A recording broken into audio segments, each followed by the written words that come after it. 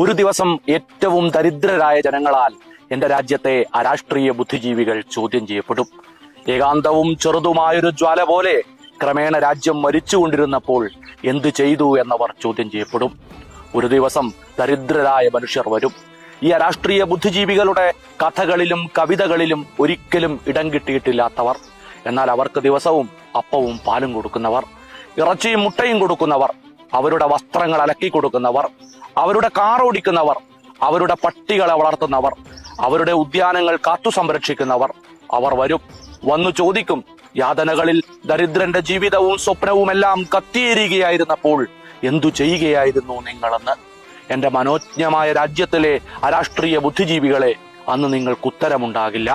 മൗനത്തിന്റെ ഒരു കഴുകൻ നിങ്ങളുടെ കുടലുകൾ തിന്നു തീർക്കും. നിങ്ങളുടെ തന്നെ നിസ്സഹായത നിങ്ങളുടെ ആത്മാവ് കരണ്ടു തിന്നും. നിങ്ങളുടെ ലജ്ജ നിങ്ങളെ നിശബ്ദമാക്കും. അരാഷ്ട്രീയ ബുദ്ധിജീവികൾ എന്ന കവിതയിലൂടെ ഏകാധിപത്യത്തിന്റെ മുൾവേലികളാൽ ബന്ധിപ്പിക്കപ്പെട്ട, പ്രതികരണശേഷി നഷ്ടപ്പെട്ട ഗ്വാട്ടിമാലയിലെ ജനതയെ രാഷ്ട്രീയം പറയാൻ പ്രേരിപ്പിച്ചതുകൊണ്ട് മാത്രം ഒട്ടേറെ കാസ്റ്റലോ എന്ന വിപ്ലവകാരിയെ ഗ്വാട്ടിമാലൻ ഭരണകൂടം ജീവനോടെ ചുട്ടുകൊന്നു.